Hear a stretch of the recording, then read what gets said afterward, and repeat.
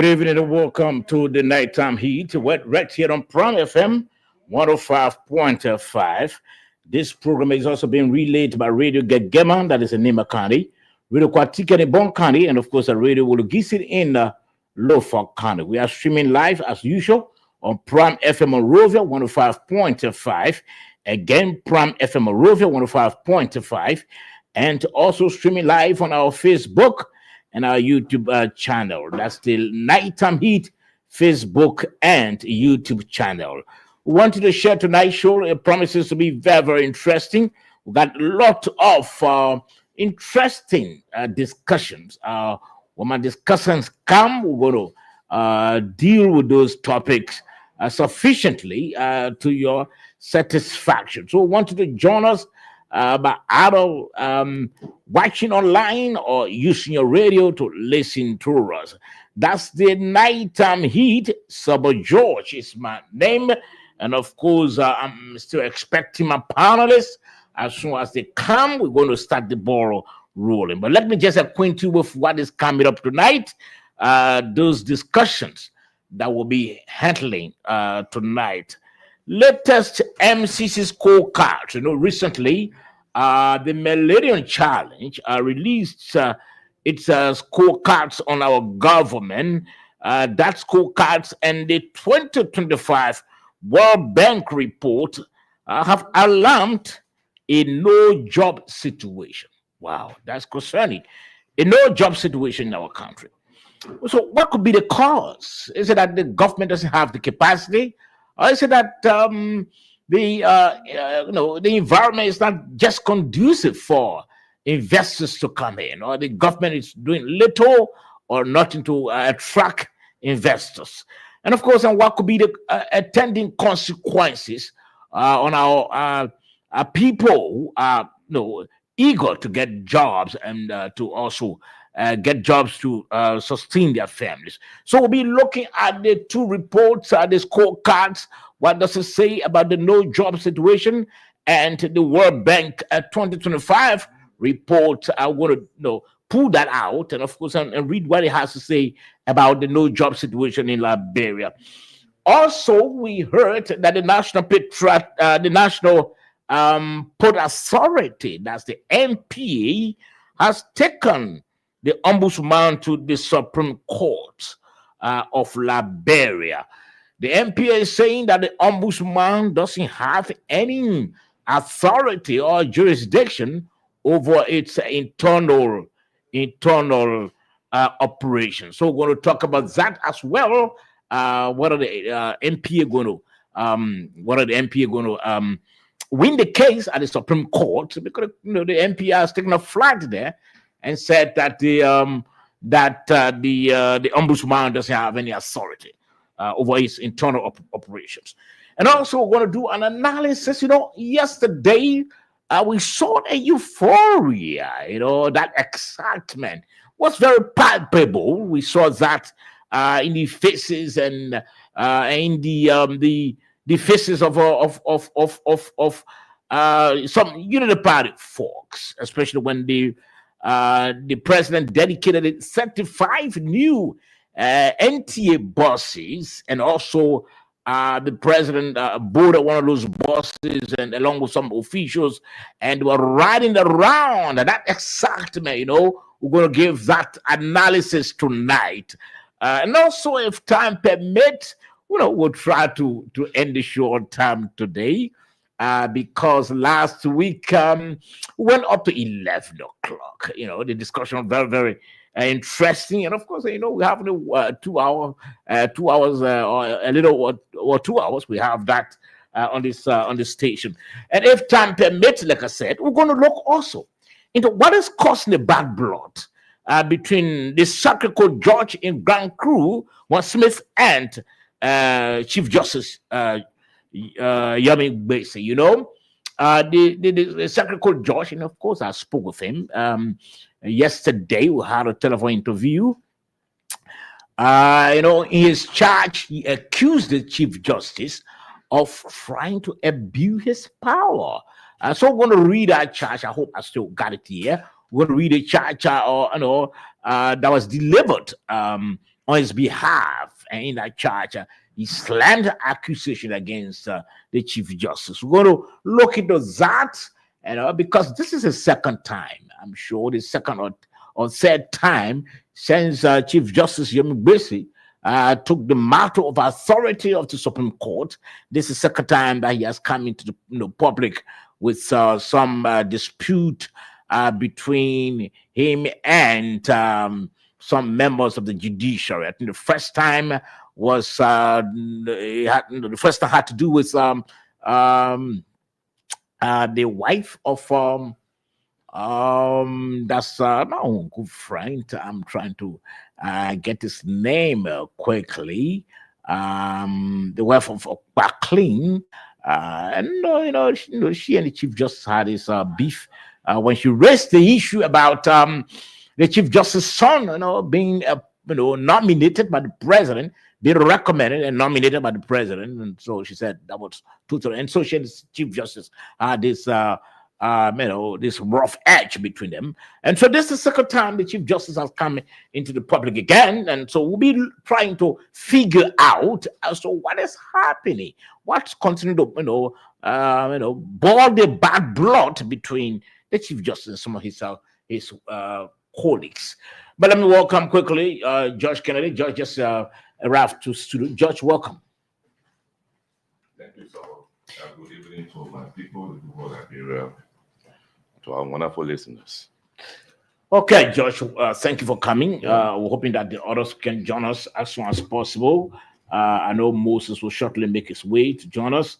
Likewise, Edwin, I'm sure Edwin is trying to make his way as well. Focal Wilson from the LAPP, that's the Alternative People Party. I understand you're going to also join us.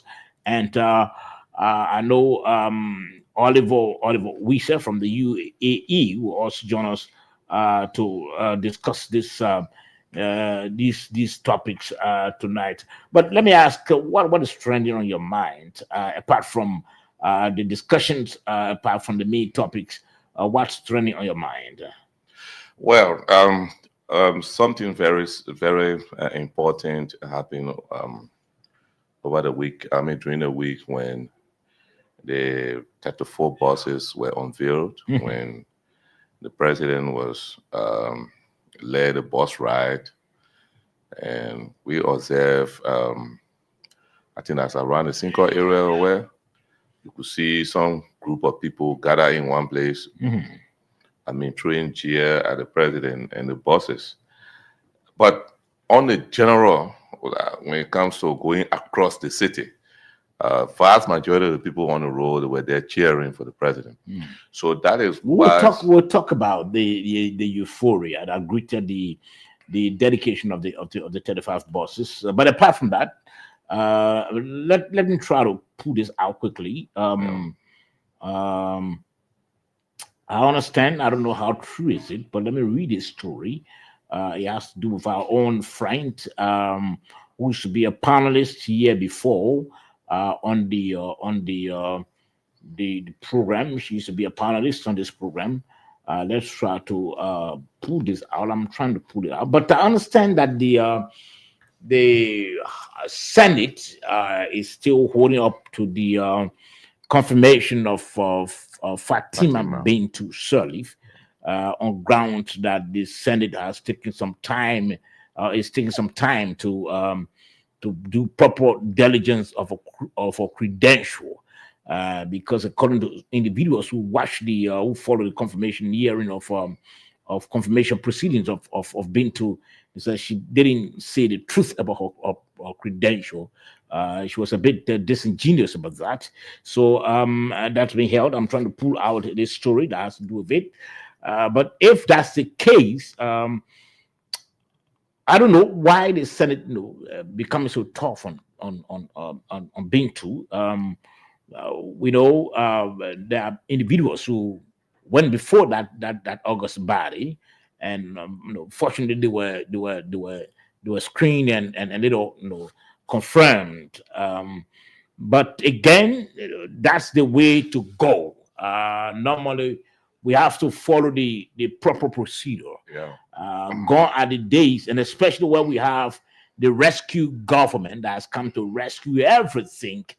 We got to make sure we have to make sure that we follow the proper procedures when people go for confirmation hearings, and unfortunately they don't perform, or they lied about some credential or lied about some information that they've given the Senate. I think the Senate is on obligation to hold on to the confirmation and do its own due diligence. And if at all that person didn't lie, then the Senate can now pass that person, confirm that person. But if the person did lie on the oath, especially on the oath, it means that that's perjury. It's a crime. It means that the person shouldn't be given the job at all. They shouldn't be given the job at all. That's the situation. Yeah, if that is true, and appearing before the Senate on confirmation hearing is like job interview. The Senate has to cross the I's and dot the T's. So they have to do the right thing no matter who, and I agree with that, because it is important that we get the right people in the right position no matter what. But frankly, seeing Fatima, I have no doubt about her capability to perform. You remember 2024 when now one of the best performing officials of government, the foreign minister, was X-rayed in a way that she's the most, when they say criticized official during that public hearing, when it comes to confirmation hearing, but she mustered the courage, she went through. Here she is today performing. They're the House of Elders. Let me hold you there, George. I don't think, but let me welcome Moses first. Moses, welcome to the Nighttime Heat. Yeah. Welcome to the program, Moses. Kindly unmute, Moses, and welcome. Hello. Moses, to the program. Okay, let me welcome also Mr. Edwin Kennedy, Mr. Edwin Famulem. Edwin, welcome to the program. Thank you so much. And good evening to you and also to our listening public. Okay, but I was putting you there, George. Okay, let me try to welcome also. Yeah, Moses, welcome to the program. Yeah, thank you. Thank you so much. Let me say hi to every one of you. It's a pleasure to be back. We look forward to another interesting discussion tonight. Thank you, George, Mr. Family. It's a pleasure to reconnect. Thank you, Moses. Thank you very much. Thank you, Moses. Thank you for joining us. And let me welcome Mr. Edwin Famble as well. Edwin, welcome to the program. Thank you. And I want to say good evening to you, to Moses, to Brother Kennedy, and to our listening public. And let me welcome Mr. Oliver Weiser from way there in the UAE. Oliver, welcome. Yeah, thank you so much, Sabal. It's a pleasure being on again tonight. Thank you. Okay, we'll try by all means to end on time. On this platform we have a little over a little past 10 o'clock. But last week, I think this is our second, third, fourth time or fifth time going far beyond. In fact, any after 11 o'clock, I think it's not a justice to the entity, because they have other programs. But again, I was trying to say to you, George, gentlemen, we're trying to look at what I'll be going through the major topics. We're getting feedback. Somebody needs to. You all need to mute until you begin to talk. Kindly mute yourself. Or you are trying to draw the comparison between what happened relative to the issue of the foreign minister when she was being confirmed, and the issue of the issue of Bintu. Yeah. They are far different because the foreign minister didn't in any way perform in a disingenuous manner regarding her credentials. She was very clear about her credentials. Although there were individuals who said, the foreign minister was not telling the truth, but unfortunately they could not bring the evidence before the Senate. But this one, according to information, I'm trying to pull out the information, but according to information, she did lie about her credential. And then besides, the acts that she defined in government And she said government is of the people, by the people, and all of that also trickled the senators' dissatisfaction of her performance, and as a result, they are currently, I understand, they are currently holding her confirmation and not wanting her to be confirmed. We're hoping that that information is not true, but that's been on social media in recent time. Let me welcome you, Moses, to what we're trying to talk about. But the main topics we have, latest NCC scorecards and the 2025 World Bank report have alarmed a no job situation in Liberia. We're trying to figure out to know what could be the cause of that. I'm hoping that we can get our hands on the 2023 report. During the 2023 World Bank report, we hope we can get our hands on it. And also the NPA, we understand the NPA has taken a flight to the Supreme Court against Ombudsman, saying that the Ombudsman doesn't have any jurisdiction over its internal operations. And we're also going to do an analysis of the euphoria that we all saw yesterday after President Joseph Boakai dedicated the 35 new bosses. We saw the euphoria of individuals and partisans of the Unity Party and some supporters. We're going to do an analysis of that euphoria, and also we're going to look into what is causing the bad blood between Supreme Court Judge Smith and Chief Justice Yemi Gbese. We're going to look at that. This is the second time that the Chief Justice has come into the public negatively. We all know about the first time, and this is the second time. So we're going to look at that. So what's happening? How does that?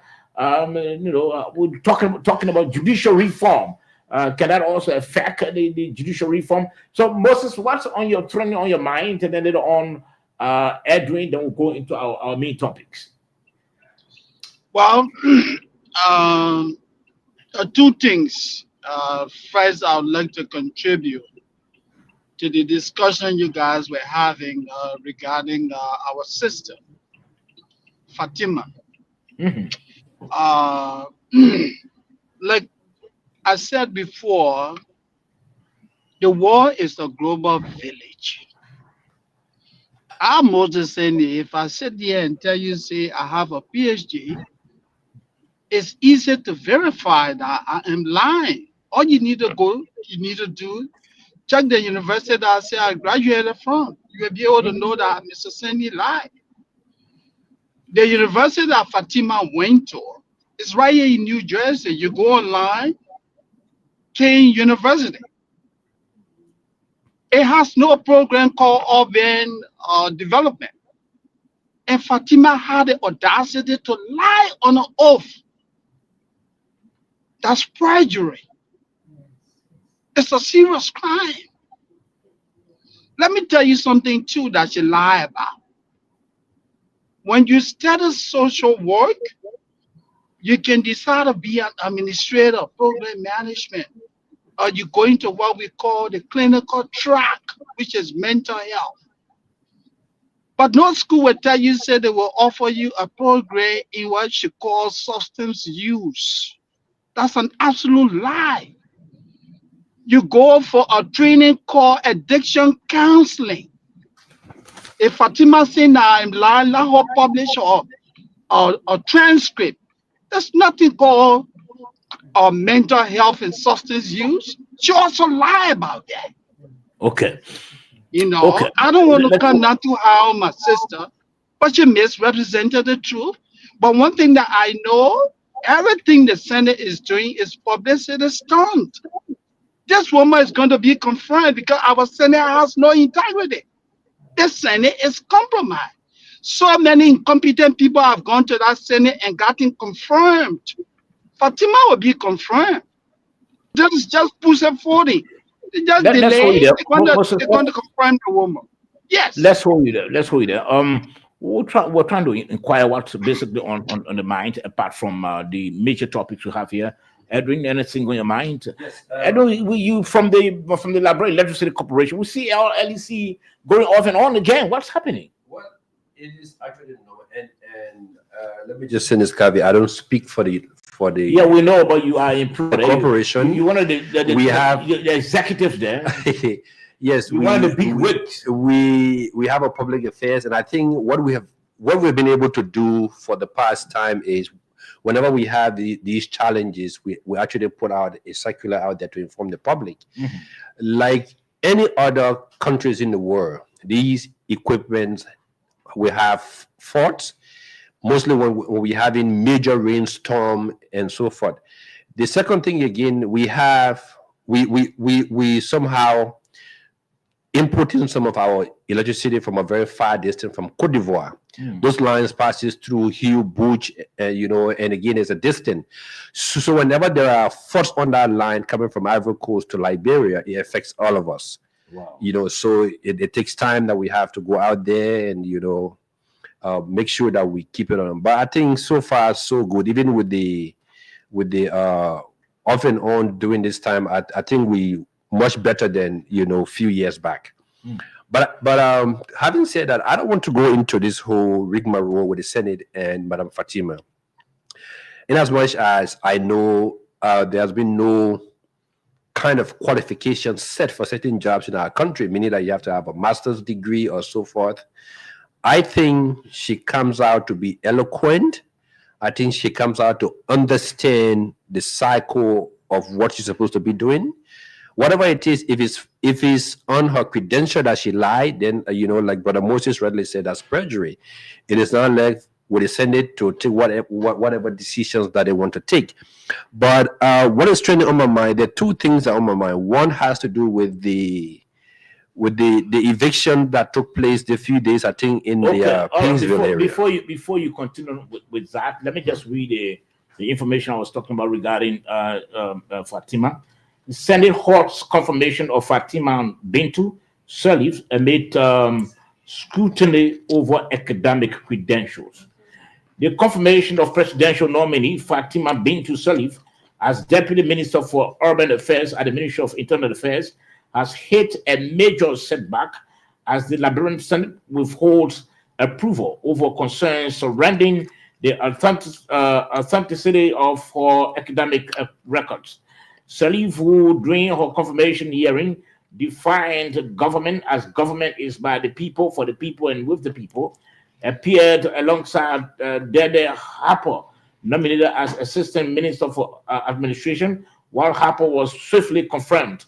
Salif's nomination has been suspended pending further review. Okay, that's just the story. And again, to go back there, if it's based on credential, right, then I would say they have every right because they want to make sure that you don't lie on an oath. But if it is based on her utterances during the confirmation hearing, then I think they cannot hold by that. Look, let me say this.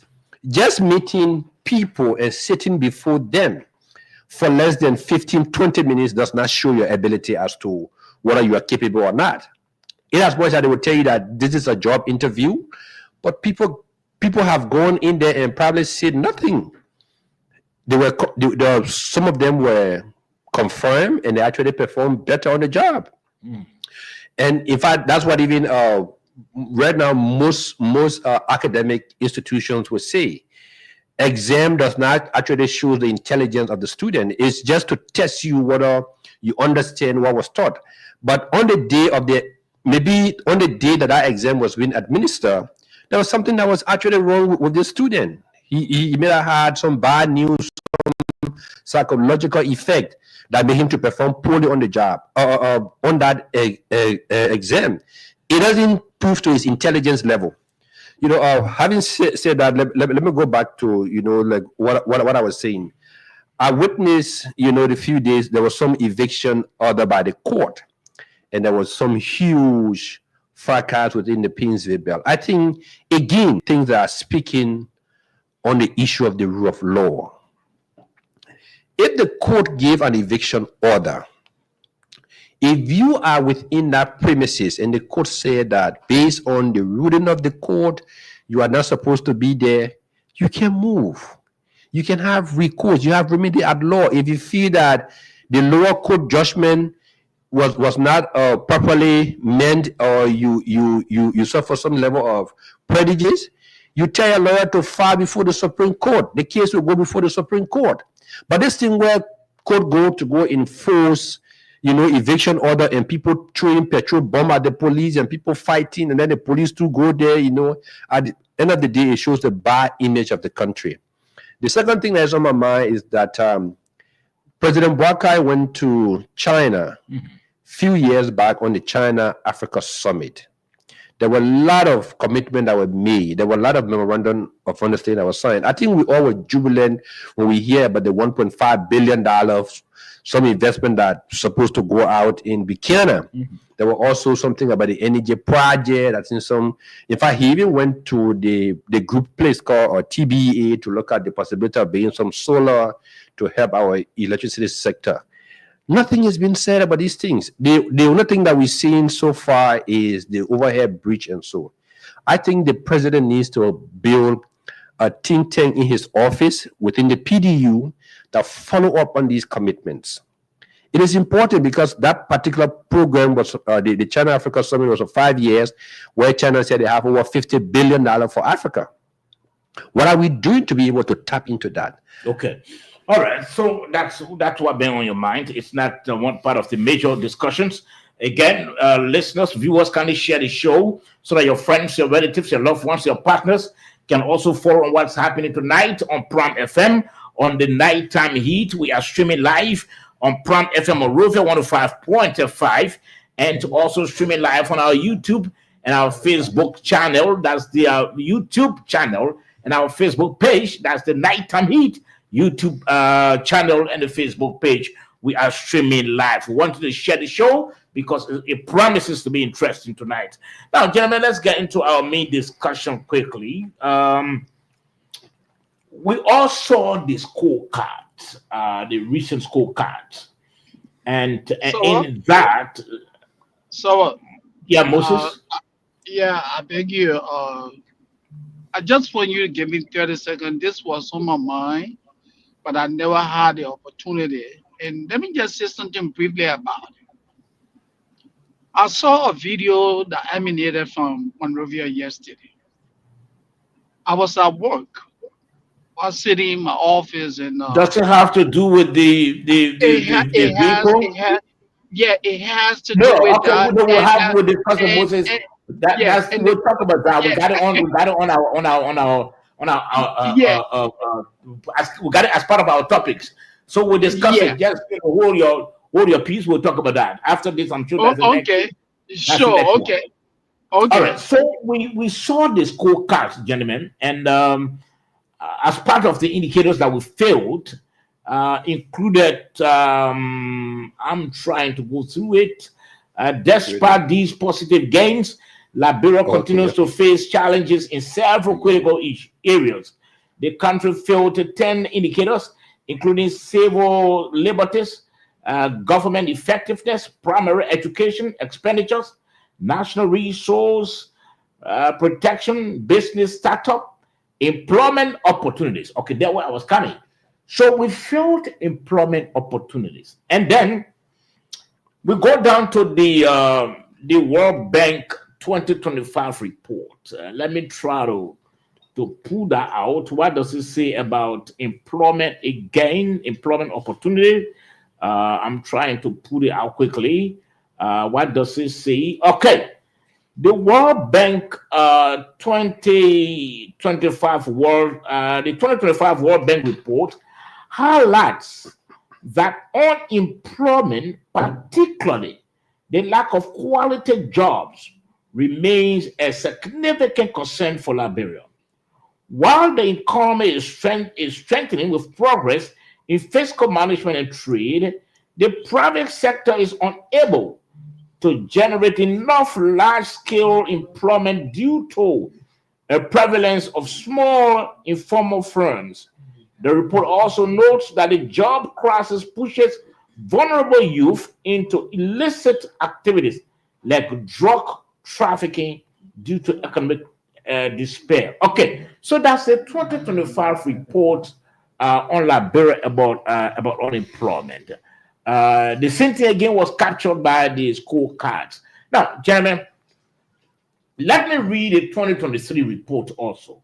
the 2023 World Bank report on unemployment.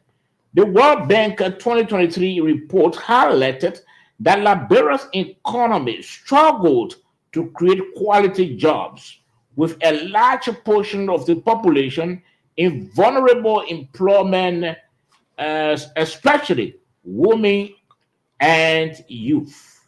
Okay, gentlemen, let me ask, what is happening? What is the picture that's being painted here? Because if you look at the 2023 report, it will almost be like the 2025 World Bank report, and then the scorecard recently just highlighted that also concerning no job situation in Liberia. Now, let me hear from you first, Moses. What is causing this before we can look at the attending consequences? Look, honestly, speaking sober, let's be fair with our people in Liberia. It is true that the MCC has raised concern about the hike in unemployment in Liberia. But this problem we're talking about is not unique to the Baka administration. Mhm. It is a perennial problem. I still remember when I was in grade school, there were scores of people in Liberia walking the streets in search of employment opportunity. I agree we need to make progress, but that's one of the foremost challenges we have as a country. This is why you see a lot of people engage in all kinds of shady activities just to make living. This is why you see a hike in prostitution because people literally have nothing to offer. They have no employment opportunity. I mean, you tell me, you live in Liberia. People go to college. People go to technical colleges. People go to technical schools. They graduate. Basically, they have nothing to do.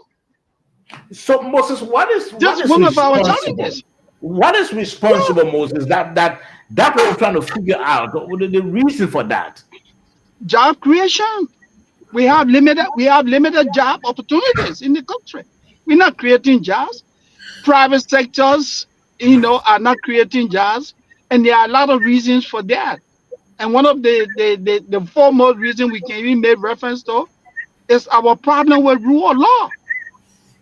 You come to establish an entity, just the bureaucracy, the harassment from people who's supposed to approve your documents. They're telling you, oh, you need to give me 10,000, you need to give me 50,000, you need to do this, you need to do. People get frustrated and leave. You guys live in the country, you know it better than I do. Okay. This is why you don't have jobs. Okay. So let's hold you there, Moses. Oliver, let's hear from you. We read the part of the report of the 2025 World Bank report on unemployment. That report was very, concerning. Likewise, the scorecards and the 2023. But we're going to the 2023. We'll read the 2023 once again because it seems that there could be some little difference from 2023 to now. But what is responsible, Mr. Wise, that every time these international reports come out, like the scorecards, the World Bank, they continue to highlight that concerning situation about no jobs in Liberia? What is causing that problem? Oliver. So, firstly, let me say thanks to the Liberian government for a job well done. We noticed from 2018 to 2022, Liberia had been failing the MCC scorecard miserably. And then in 2023, she tried to pass under George Weah. And then President Boga took over. And then we are seeing consistent passes. Now, No, don't go there. I think in 2024 or 2023, CDC passes scorecards. We got the that's what I said. Yeah, That's what I said. 2023, okay, fine. 2023 pass. And then Okay. after that time, Liberia continued to pass. That's what I said. Yeah. So it is a plus to this government I Okay, so salute you're commending the government for that. this. Now, Now, going to coming the to question your- we asked you. Yeah, coming to your question, Sabon, Mhm. it is a known fact that the country is still struggling with unemployment because we lack industries, especially in the private sector. The government cannot employ everybody. Those who have the money are keeping it for politics, and people are not investing in the private sector. People have the money in Liberia and they are focusing on politics.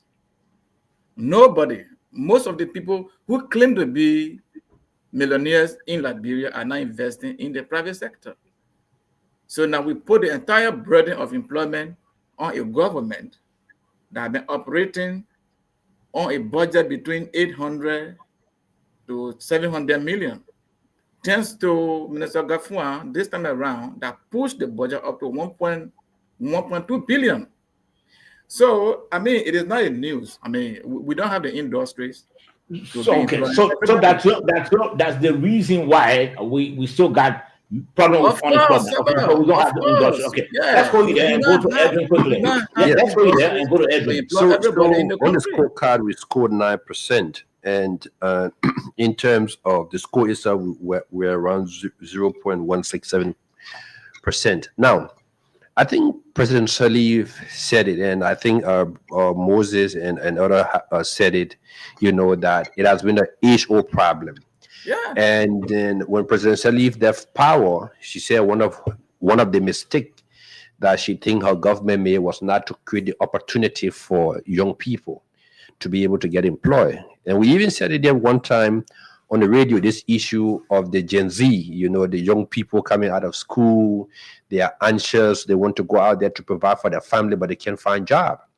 So it's a major challenge. And the thing is that people are not going to take their resources to come into a country where there is the issue of breakdown in the rule of law. People are not going to take that money to come into countries where development is very slow. They're not seeing, you know, those infrastructure that they need to see that will be able to entice them. Issue of electricity, like you just said it. All right. You see Ivory Coast and other countries booming to today because they have access to electricity. So industries can move in there quickly to build up and start manufacturing. And then also again, the whole climate of creating business in Liberia, the processes, access to loan. In fact, is actually in the scorecard. We also feel that access to credit facility. What is the central bank doing to make sure that the local banks have finances so that they can lend out there to people who want to establish businesses? And I think, as I said it when we're discussing the budget issue, what are we putting there for small enterprise businesses that want to grow? I talked about the way how Jerry Rawlings came up with this whole issue of the Mokola market, where today you go, you see Ghanaian women, where Ghana has been able to create a middle class. We're not thinking about that. We need to start doing that because, like my brother just said, the government does not have the capacity to absorb the entire workforce. Just today, one university graduated almost. Let's hold you there, but government doesn't have the capacity to absorb the entire workforce. Let's go to George, because we're coming to the second point. Let's go to George. George, what do you think? We read part of the World Bank 2025 and the scorecard report. It's continuing to highlight the issue of no jobs in the country. What is possible? As I said before, these reports, the multilateral institutions, they all share information. So you won't see one reporting something contrary to the other easily. So these reports, I'm not trying to condemn the report. They are true. They are true. And I think the problem here is, as Mr. Famble was saying, the issue of access to finance. The cost of borrowing in Liberia is very too high. The central bank the other time reduced interest rate from 17.65% to 16.65%, 1% drop. It's still high. Stay high. Once the cost of borrowing is too high, you put burden on the private sector that is struggling with high cost of electricity, high cost of running water, infrastructure challenge like roads and other things to access the rural community to invest there. So we need to strategize. You see, I have some background. I'm thinking that if the taxes are low, people can easily pay, work to pay. Then we make it hard where people trying to escape. And the interest rate too. So the interest rate is very high. I think we need to look at it to try to think about addressing some of these access to finance for private sector, so that the private sector will take the burden of the highest employer in the country. The other week, I talk about weak infrastructure. I also talk about economic security. Mm-hmm. You see, economic security of the people, what we call increases, what we call stability, secure environment for the people, crime rate will go down. So it is important, and everything tied to the cost of borrowing. You want to do a business, say you don't have money, go to the bank. It's more difficult to get money from the bank, especially where you are a beginner. Another thing is to register business. Why should it be difficult for a new company to register?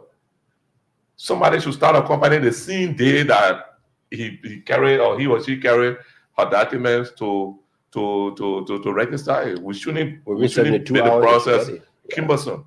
We also look at property. Access to property is improving in the report, but I think we need to reduce or minimize some of the processes in accessing property.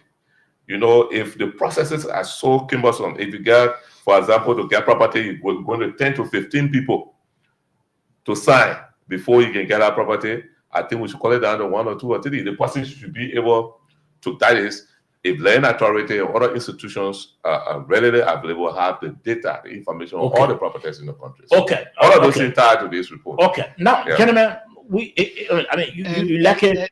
Yes, Moses. Moses, you want to come in? Let me piggyback quickly on what George and others said. Mm-hmm. There are several other reasons. The environment, the work environment. Do you have an environment that encourages investment? There are a couple of things that people consider. Road connectivity. Mm-hmm. Let me use myself as an example. I live an hour away from my work. So it's like you live in Monrovia and you're working in Konola. Mm-hmm. That's the distance. I drive to work with ease because of road connectivity. When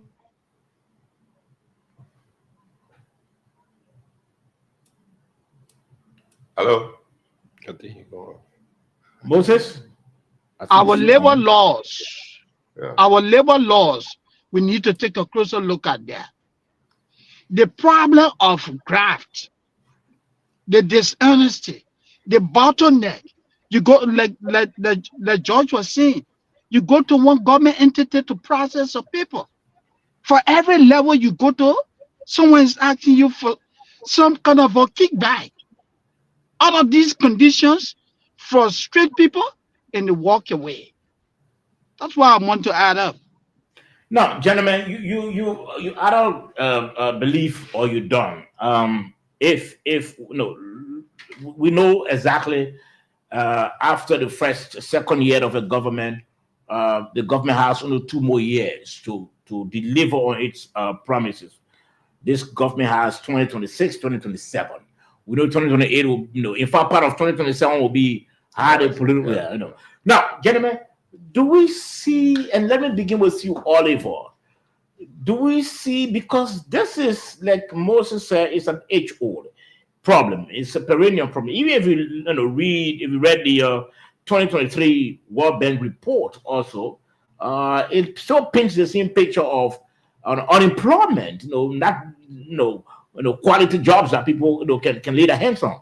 Gentlemen, do we see any effort on the part of this administration to change things around? Because there's an administration that came on the macro of rescuing the situation.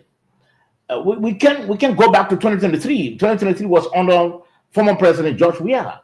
We are talking about current do we see any substantial effort?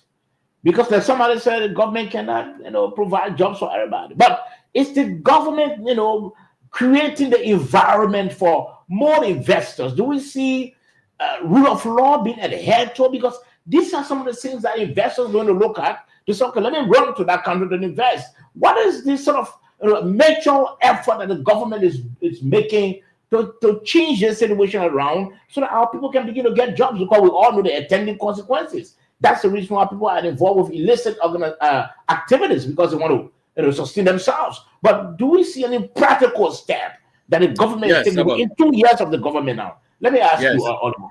Yes, Robert. So the government is making effort in improving transportation in the country by trying to fix the roads. Because when the roads are paved and they are fixed well, just as Mr. Sandy said, you will see people moving distances to go to other places that they couldn't go to do job. Investors can see the reasons to go to Liberia because of road connectivity. The government is also trying to crack down on corruption. Recently, you saw what the asset recovery team did, and they are continuing to do. The government is now playing when it comes to fighting corruption. Those are steps that can create the avenue for investors to come to the country to improve to improve our economy and have people working. The government let me take you to the efforts to improve the aspects of education, so that more people can get educated and have the relevant skills and try to have something doing. The government is making tremendous effort to make sure that the Liberian people are protected from crimes and criminals by improving the security sector. So yes, the Liberian government is making effort. Even they are also making tremendous effort in that area to improve. Okay, all right. Let's go there. You said that government is making effort, improving education for people to get educated. I don't know what are you trying to paint the picture of those who are doing the Yana boys and those who are selling water, they are not educated. I don't know what that's the picture you're trying to paint. Because when you talk about education, I'm coming. When you talk about education, in fact, Edwin formally just said it, that there are many people graduating from universities, from colleges, but no job. So the issue of education, I don't think it holds here. But let me ask you, Edwin, do we see any tangible effort, any concrete effort that being made to address this whole issue of no jobs? Yes, I think there are efforts being made, but it is at a slow pace. And I would say that because, like Brother George and Moses said it right, even creating a business in Liberia, it takes a long process. The hurdles here and there. We saw the investment report that came out. All right, that talks about the issue of bribery, where you have to move from one point to another and do something. If an investor know that he's coming to fixing that, he start having second thought. If to move one paper from here to the next day, he has to pay somebody, he's going to lose interest. And also, investors want to come into countries where there's security on their investment. We have a democratic system that every 6 years we move one government and bring another government. You don't know whether this government is going to come or is going to retain power for 12 years. So you are calculating all of your risk factor before you make that investment. So these are some of the things now. If we can narrow down on the risks and provide all of these basic services, like I said, road. Yes, the government is doing well when it comes to road. Electricity, because it's key in setting up a manufacturing plant. If we can start looking at investing into those ones, you see Ivory Coast today, they are boosting because they set up those things first. You go to Abidjan, they have roads. from one point to another. You go to Ghana, Accra, it's the same way. They have electricity where you can come and set up your factory and just plug into the network, and then you start to go. So we need to develop those things. Also, the issue of availability of funding, because if investors come and they have to go outside of Liberia to go source funding, it delayed that process. But if the banks here are flexible, in giving out loans or so, I think we'll quickly see our private sector developing, where the private sector will be able to absorb more of these youthful young people who are coming out of school to be able to find a job. So your position is that the government is doing something, but it's on the slow. It's on a very slow pace. Okay. Yes. I think the government needs to step up. I know the government is doing well, but they should not rest on their laurels. The truth is, the actual breeding that causing the hardship in Liberia, the cost of borrowing, at number one. If you ask me, as somebody who studying the financial area, the cost of borrowing. The second one would be access to road. The cost of infrastructure, that is electricity, water. I would say the cost and availability. I would add the two of the two.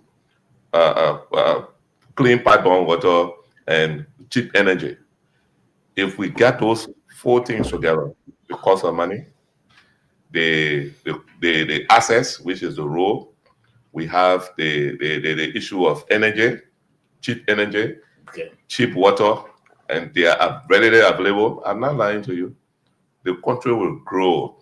Investors are looking for those type of environments to invest. They're not looking at the market in those countries. They know that the world, they can produce and sell out. They can produce and sell out. So I listened to one of Liberia's best economists the other time, Dr. Lester Tenney. I watched a podcast and he proposed something which was very interesting. I mean, I want to give this credit to him because it's the same way I think sometimes. He said, look, let's invest in, we went to 1.2 billion. Maybe we have missed on this now by thinking about investing 100 million of that money in hydro and then going to borrow to ILOP as our equity. All right, the 100 million as our equity, and then we borrow to come and build hydroelectric power in Liberia that could take almost 4 to 5 years to build. Once you get cheap energy, you can sell energy in the other countries, and you'll be able to get, And let me just help Brother George that he's 100% right. Yeah. I was privileged to serve as a panelist on the formation of the ECOWAS master plan. I, along with one older man who is now retired from the Ministry of Mines, we were part of the team that drew up the ECOWAS master plan. Liberia has the potential to be the energy hub for the entire West African sub-region, based on the availability of rivers within our borders and the amount of rainfalls that we have. So just by investing in cheap hydroelectric power, we can move this country into a huge export-oriented electricity sector where we can generate lots of foreign capital coming into our country. We will even be able to attract more industries that are in other countries that are paying high costs for electricity, because guess what? You are using water to produce electricity. And the water is which is far cheaper. Yeah. All right. So and look, even if you take $1 billion, if you even go for $1.5 billion and say, look, we want to be able to build on every river at least 200 to 300 megawatts of power. And now we have the Transco CLSG line where we can transport power from our borders as far as Nigeria and other places. We will be able to pay that loan back in less than 10 or 15 years. And he was trying to add on to what I was saying. Okay. And one thing that the president has done, because he talked about 2027 will be political, and I want to admonish him for this, and also encourage him to press on, is end up official in government, thinking about 2029 election, you should leave, because he wants you to work for the Liberian people. And these are some of the things that we should be doing as a country. Okay, gentlemen, let's try to bring this narrow in a way where we begin to also look at other reasons why the unemployment it's prevalent in our country. Moses, when a new government comes in, this is something that we see often. The first thing they begin to remove people from offices. The second thing they begin to they begin to tamper with 10 new positions. In fact, we just heard that the guy who used to be at Enfield had gone to the Supreme Court. That other man again, I believe, if he wins the case, he may likely request for his payment. Are we also, Moses, and I want to begin with you, the way our governments perform, this is not unique to the Unity Party. We saw other governments doing it. But the way our government behaves, especially in Liberia, where they come to power and they remove people, they tamper with 10 new positions, they refer to other people and not being part of the party that brought the government to power. Are we also contributing to this no job situation that often the international reports always flag? Most of that does begin with you. Yeah, look, I definitely agree with you. And this is one of the challenges that we have in the public sector. And it is also understandable because, like everyone else on this podcast, if I raise my hand for the presidency and other you rally around me, then I have a moral obligation to you because you made tremendous sacrifices. I need to find somewhere to put you. Mhm. So at the end, I get to the presidency, we begin to we start shifting. And that is why it is difficult for you to maintain people consider as institutional brain in Liberia.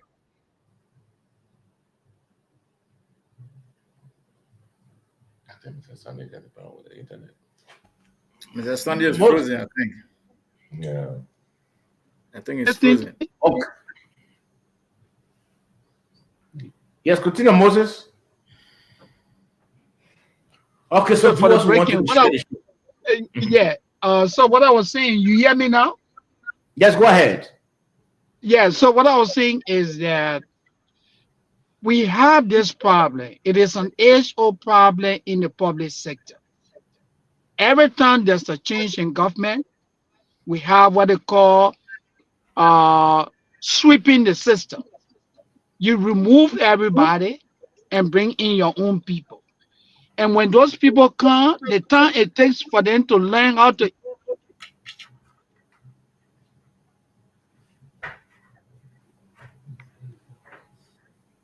I think Moses' internet is trippy. The same problem being repeated. Yes. Yeah, the same problem being repeated.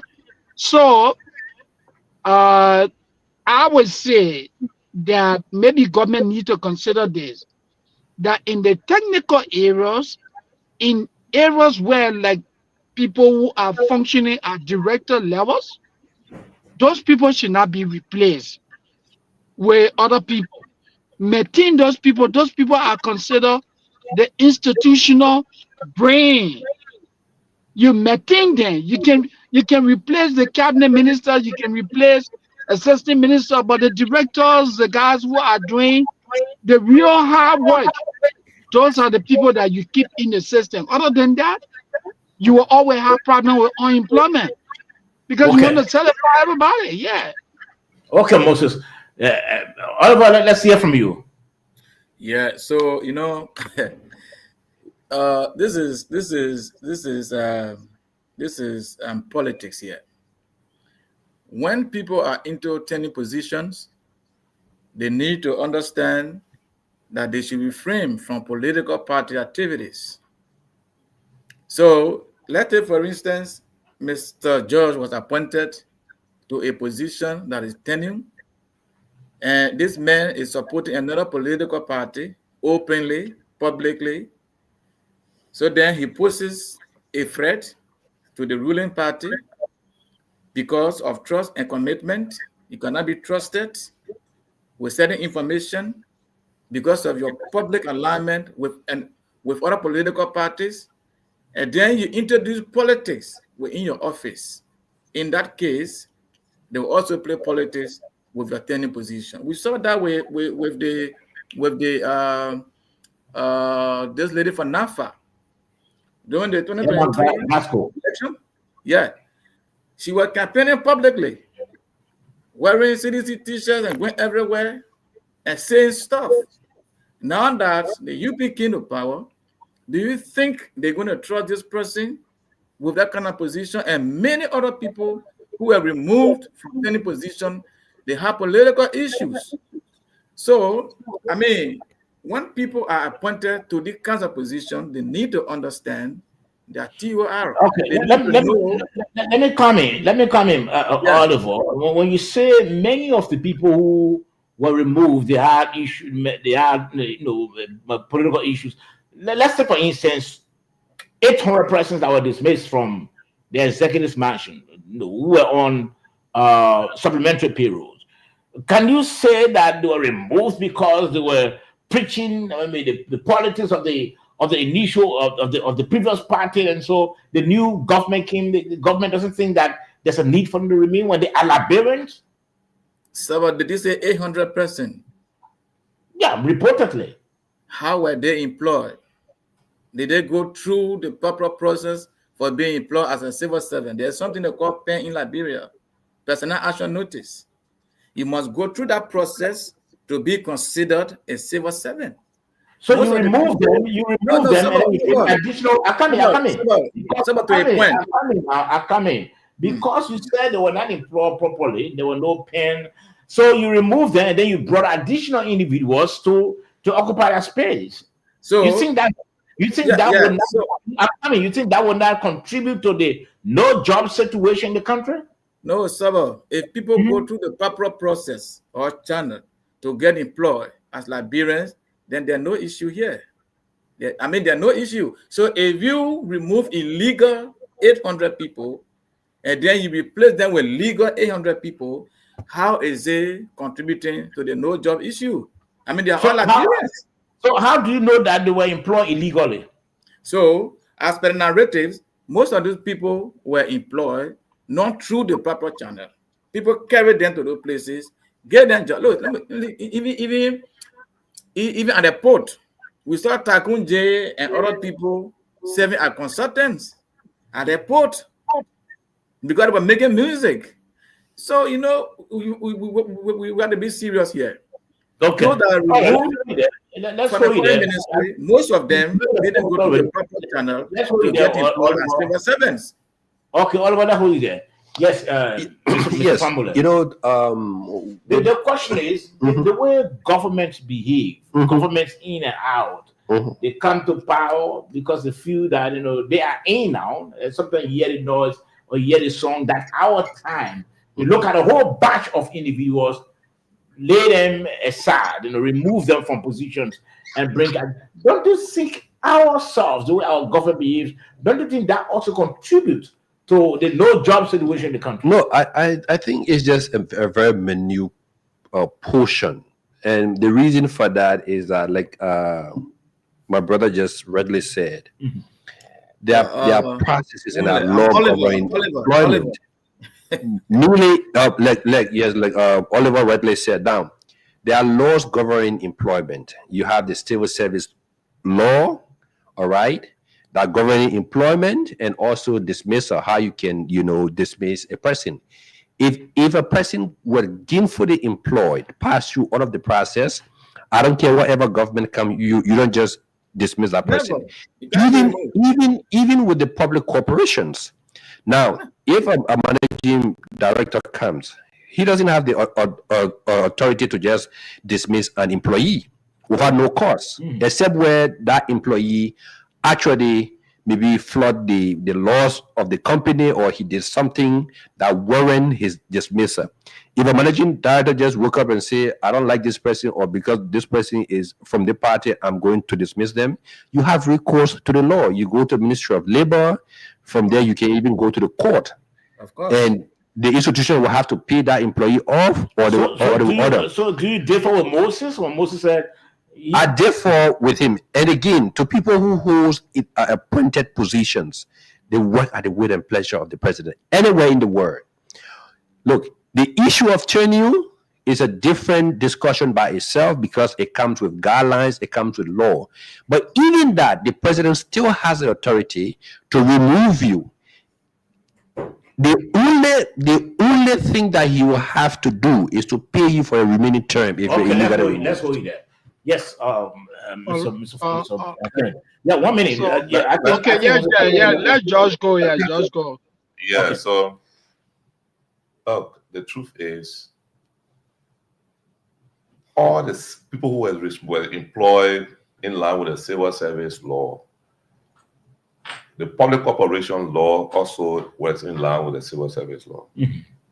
They are still on their job, except where they committed sin or wrong against the institution.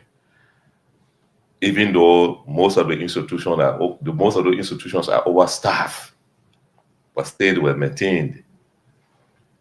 Now, this is the issue of being fair here. You remember some of the institutions, if I are refusing to dismiss people who were employed during the election when former president, we are issued an executive order banning, putting stop to employment. Yeah.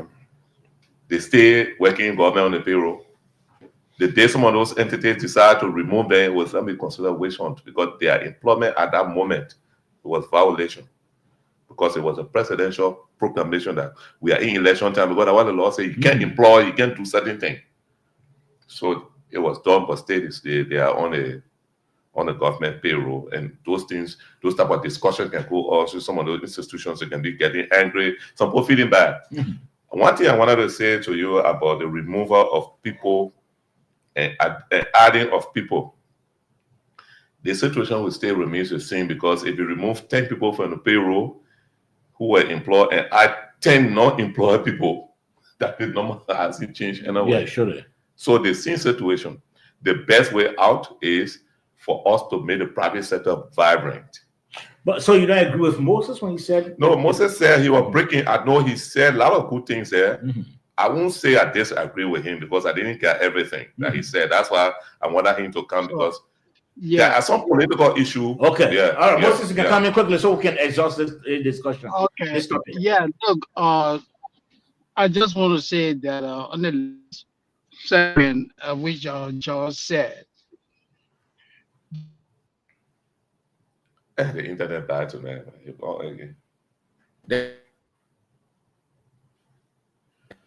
I don't know where Mr. Sandy is. Internet is bad. I didn't know. We have to investigate where he is. I think the problem is for you guys. I see the entire network spinning. Do you hear me? Yeah. Yes, go ahead, Moses. Yeah. Go ahead. Oh, yeah, location. Yeah, do you hear me now? Yes, go ahead, Yes, Moses. sir. Go Yes, ahead. sir. Okay, I apologize, technical glitch. But what I was saying is that I agree with Mr. Kennedy 100%. The way forward in Liberia is to make the private sector attractive and viable. Government cannot hire everybody. The government lacks the resources. So I have Make sure that our private sectors are viable. That's how developed societies, such as where I live. Most people even fight to work for private entities as working for the federal and state governments. You earn more money in the private sector in the United States as compared to people who work for the government. Now let's come to Liberia. And this is where I would like to. I'm coming, Mr. Oliver. This is where I would like to differ with Mr. Oliver. He said, "Oh well, if you are a attorney official, you should not engage into political affairs, political activities, Mr. Kennedy, Mr. Oliver, you are absolutely right. In theory, it is true that these things should not be happening. But take a look around you. Who is the managing director of LPRC? He's the Secretary General of the Unity Party. Is it a turning position? Listen, you're talking about people not engaging in political activities. But The is it a code of turning conduct position? front. The code of conduct frowns on that. Let's take it to the code of conduct. But is it I mean, let's LPRC a turning Yeah, position? let's take it to the turning position, right? Huh. Let's go to the LTA. Mhm. The Barker administration came to power, and all of the commissioners at the LTA were suspended indefinitely. They were accused of acts of dishonesty. Mm. While they were suspended, what did the administration do? Replace everybody. The same administration turned around and said, hey, even though we levy charges against you, we will pay you off. What are you talking about? If you accuse someone of a crime, why can't you go through the process? You turn around and pay the person off. You went to the central bank, you did the same thing. Did they take the money? So, oh, come on. Why didn't they go to court? You're talking about fighting graft. You're talking about honesty.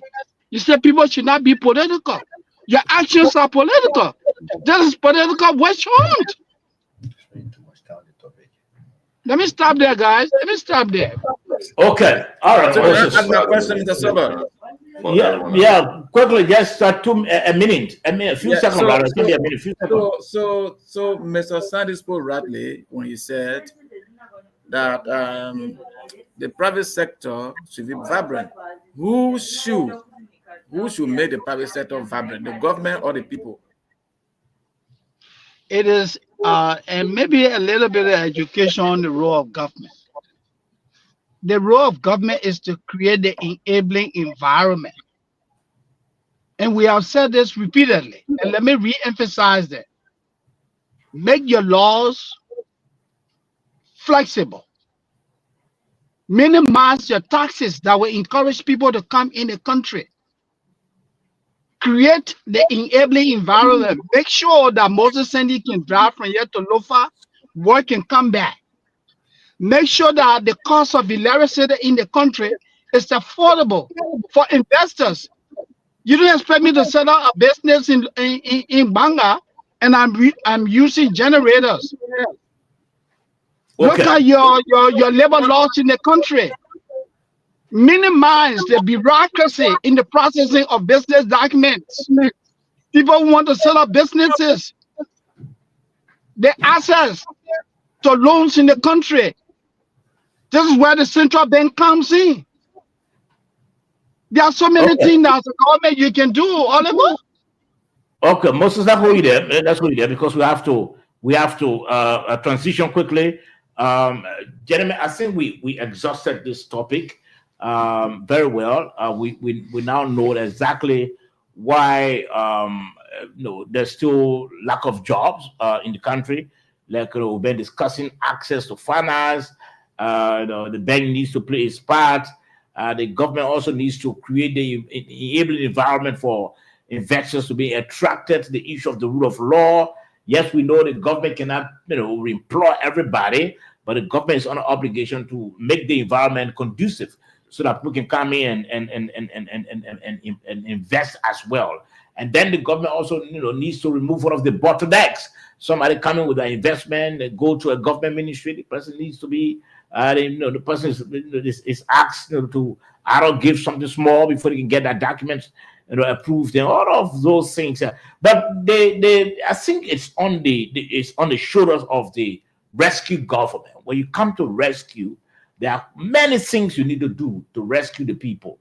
It's not just about taking leadership. It's also after you've taken the leadership, you look at the problems that the previous government had, the excesses, the missteps that the previous government had, and you try hard to correct them so that you rescue the people properly. So for us to have jobs in the country, it means that the government will have to do more and more to rescue some of the loopholes, so that we know exactly, that close those loopholes. The issue of government ministries accepting bribery from investors, as indicated by the investment report, the U.S. government investment report. The government needs to look at all of that. So, gentlemen, let me thank you for discussing why we still have the no job situation in our country. Now, gentlemen, we saw this euphoria when the president first the buses were brought in, 35 pieces of empty buses. The president did the dedication yesterday, after which time the president boarded one of the buses along with the Minister of Justice. I think we have that recording, or do we have the video to that effect? I think I sent a video to that effect. Just check up quickly. The president boarded one of the buses, and along with his officials, and they were riding around. But let's look at the euphoria. Do you think reaction from our people, and some of our people were in celebration mood, and some were not? Do you think what do you think about the euphoria? Let me put it to you first, Edwin. Well, I think it was positive from the beginning, with most of the people coming up in the street to cheer the government.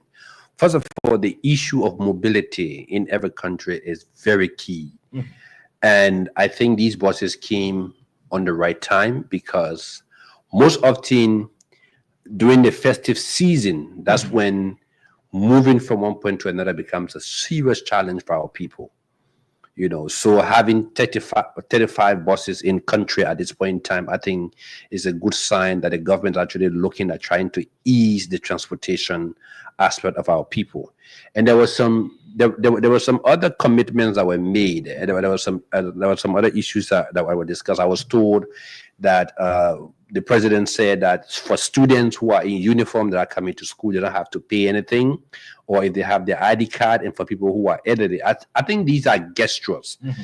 gradually trying to take the burden away from the parents that have to look for maybe $200-300 every day just for their children to be able to get to school and back from school. I saw somewhere where a few handful of people were standing on the sidewalk and acting at the booing or so, but these are political times, and you have people, I don't care, even if you pave the streets of Monrovia with gold, there will still be people who will criticize. So in itself, for me, I did not see that as something that should be lifted, because I saw it all on the internet, people trying to politicize it. The people who were cheering were more than the people who booed. So it shows that the people appreciate that their government is actually doing something, trying to make sure that it eases the transportation issues with them. Okay. And just to say this, these buses, and I bet you even some of those people who were booing yesterday would be the very first people who will get on those buses to move from one point to another. Mm-hmm. The gesture of the president riding the bus from MTA headquarters to go back to his office, it shows a sign that he wants to probably see what comfort that particular bus comes with, so that he knows that when the people of Liberia are using it, they have some level of comfort. Because mind you, there's still 30 more pieces of those buses are yet to arrive. So for me, I see it as a very good gesture, okay, and it will go a very long way. Josh, let's hear from you. You got a video? Okay, let's see what a completed video first to see how the euphoria was yesterday.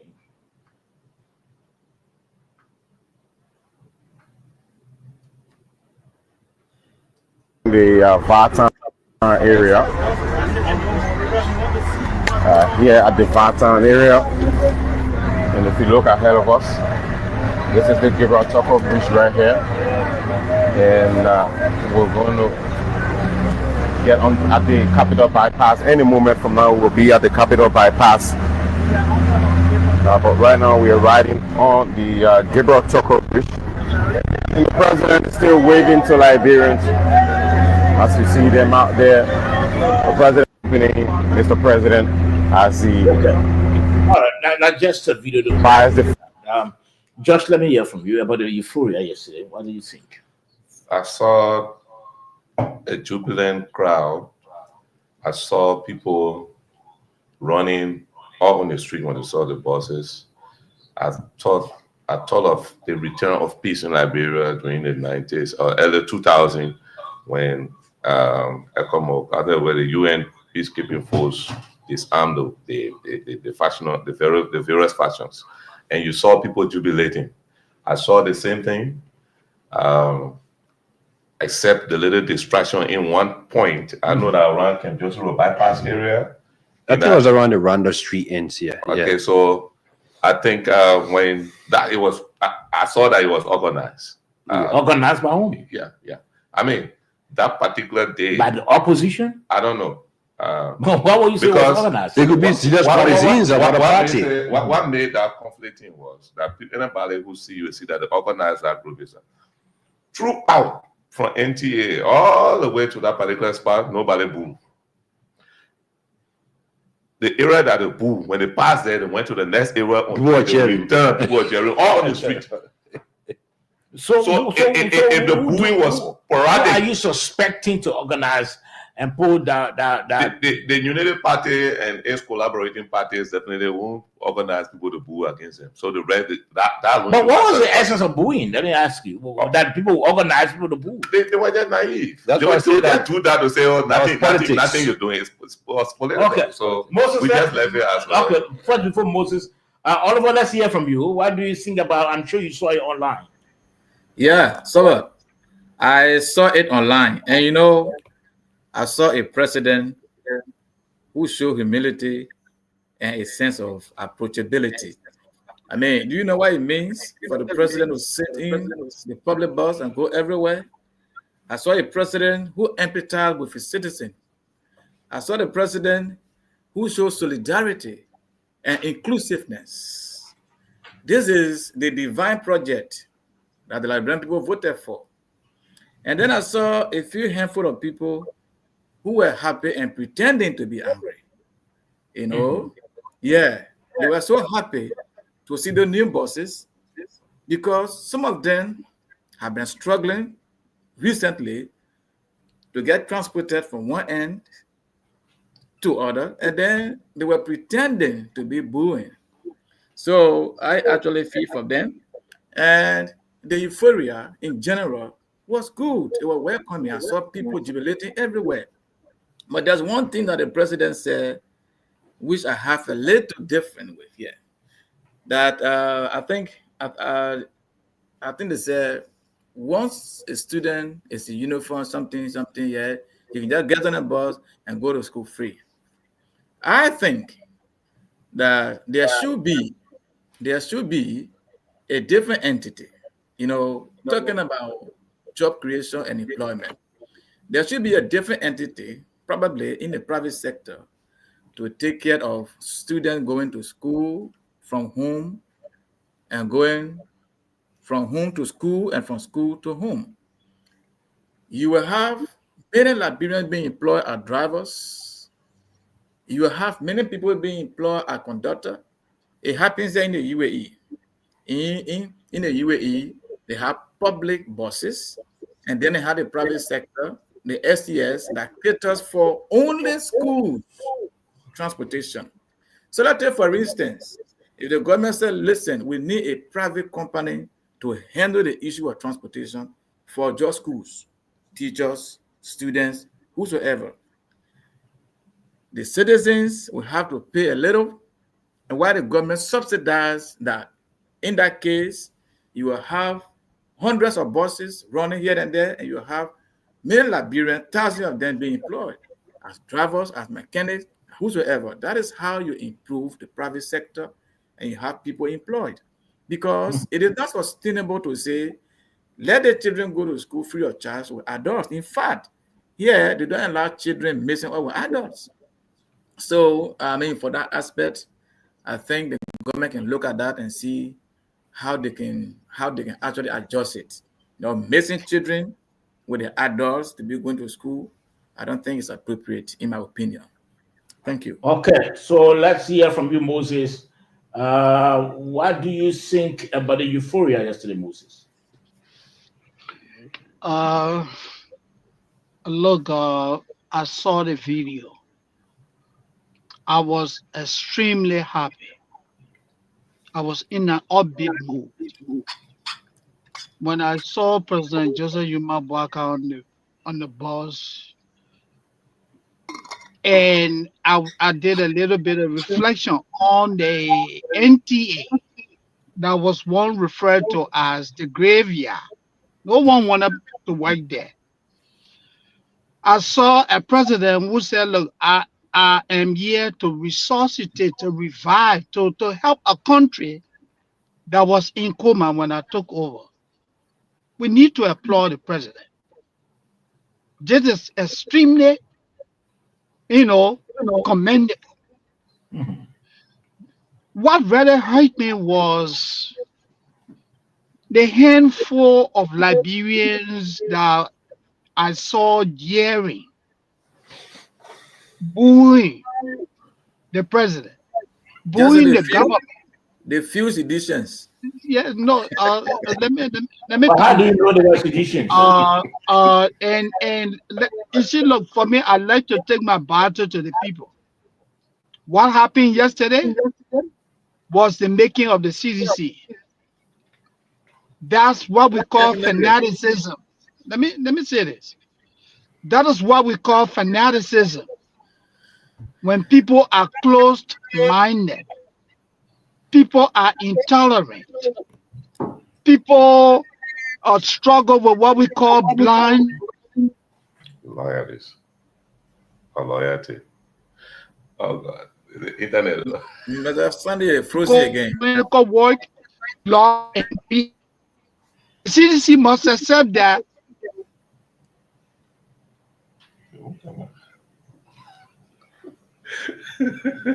He hating us. This is Mr. Weah is now president.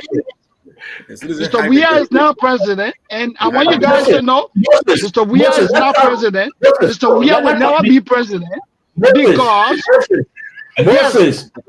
yes. Let's start with fair here. No, let me come back to what I was saying. Moses, were those who are Yeah. booing, were those who were booing yesterday, did you see them in CDC regalia or CDC t-shirts where they were in cap or were they wearing t-shirts marked CDC? How do you behavior know they were identity. for the CDC No, party? no. You know why? I came to the conclusion that this was the work of the CDC. Uh-huh. When I browsed my phone, who shared the message? It was Sekou Kolasco, the They are former known for presidential booing and aide. throwing stones. They are known for that. A former presidential aide. This guy was sharing this video on social media. As That's they how also come share that. As they when I also saw share the, that. yeah, when I saw the video, I said to myself, I will do a podcast tonight. And I did Okay. a podcast. I talked to the CDC. Look, let's be honest here. If you want to make a comeback, you have to learn to show gratitude. When you show gratitude, you are being thankful. You are acknowledging the good things that are happening in the country. Not everything in Liberia is 100%, but honestly speaking, this administration is making progress. Seriously. Okay. Yes.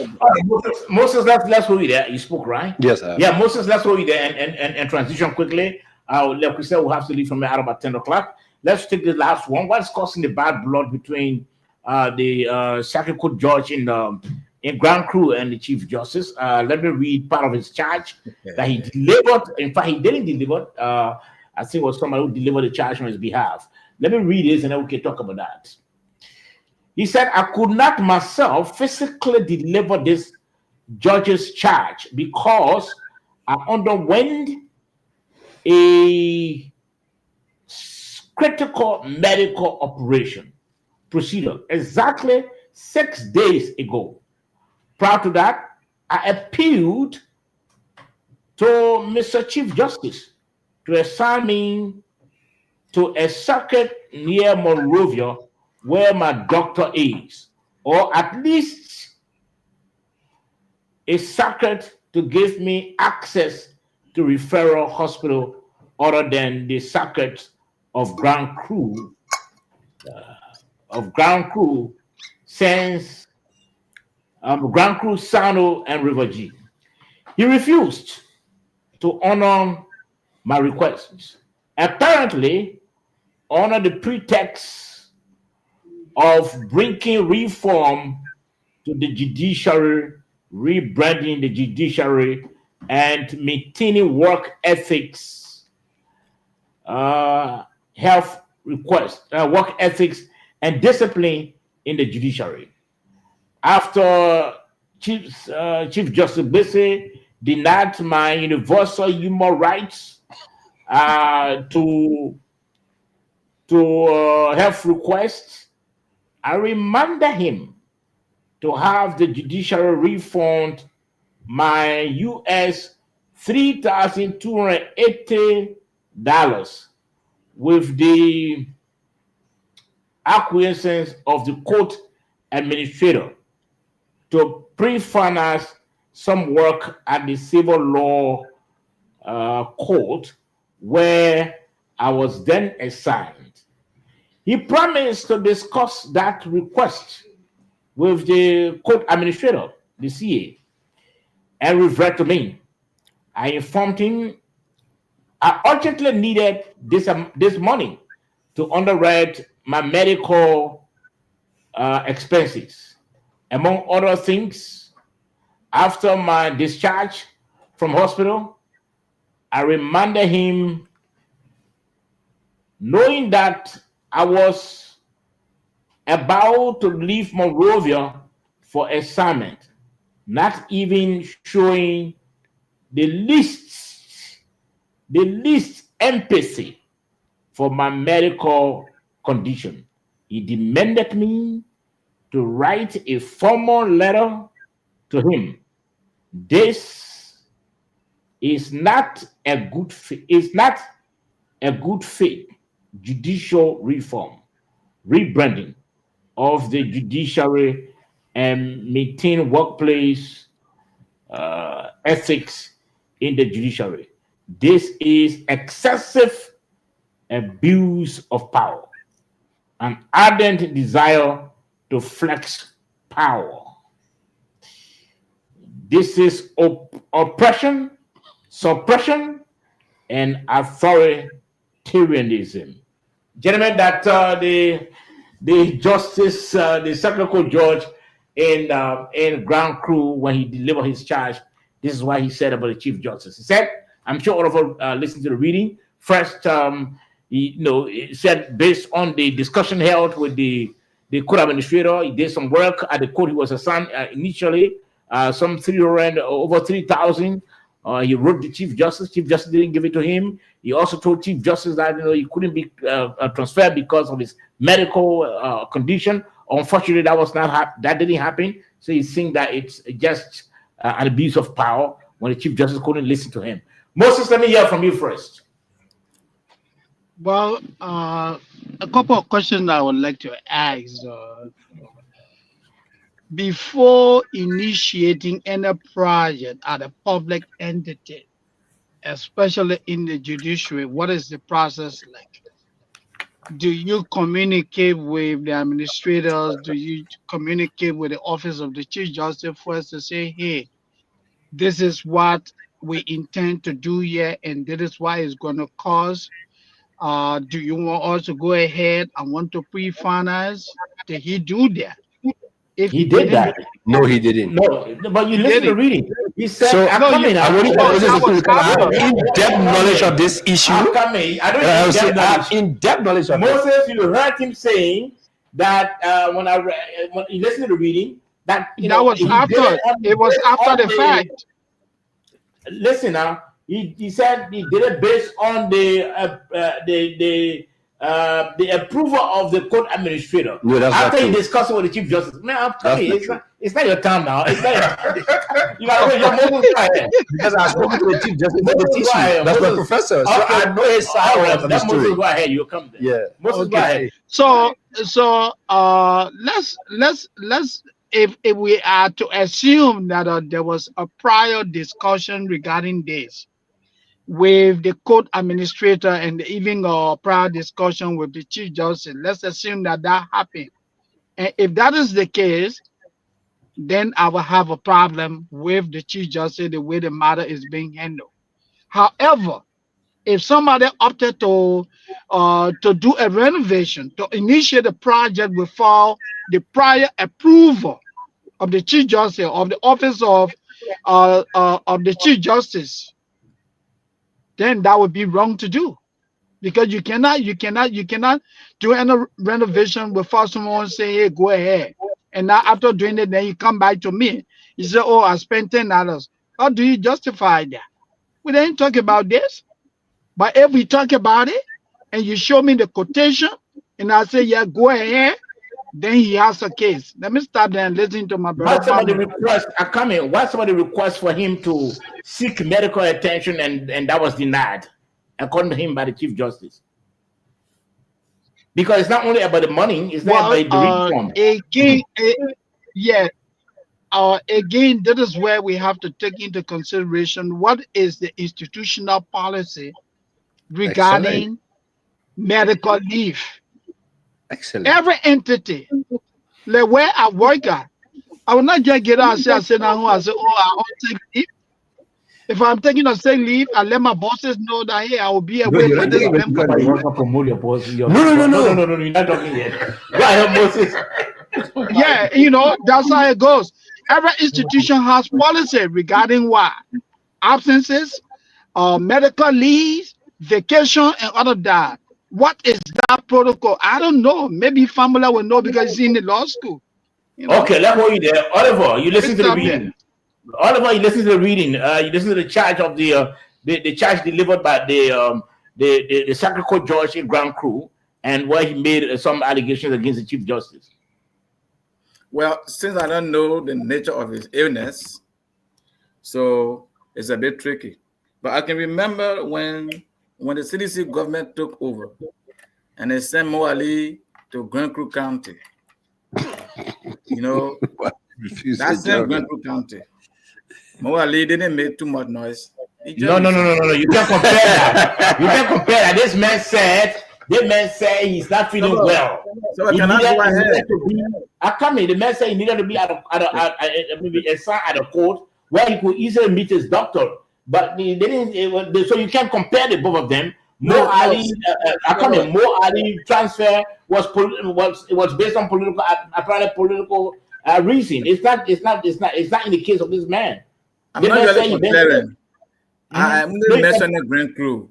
I'm not really comparing. Yeah. But why you mention Grand Crew? You're not comparing. because the guy was sent to Grand Crew also. Oh, man, maybe you got anything to say. No, let my plan. Okay. Now, I don't know the nature of his sickness, but Grand Crew County has been a very old county. Quite recently, we have a Grand Crew County president. I'm quite sure there is hospital also in Grand Crew County. If not, the med doctor is not in Grand Crew. The med doctor is not in Grand Crew. So wait now. Are you saying we don't want doctor to learn this thing? I don't know the nature of the private doctor. You're not my own private doctor. But anyway, what is wrong with granting the man's request to be assigned so we have to investigate their institutional policy regarding transfer and medical issues. Yeah. Okay, we'll hold you there. George, let's hear from you, Mr. Kennedy. I'm sorry to say, but I think His Honor the Judge was a bit rude on the Chief Justice.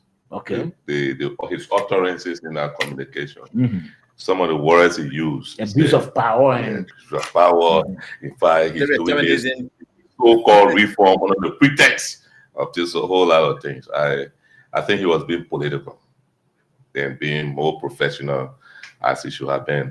Mr. Sandy said it all the questions Mr. Sandy asked, if we have the answers to them, we'll be able to. I'll give you all the answers. This is his action is actually intended to bring the Chief Justice to public radiation. Yeah, sure.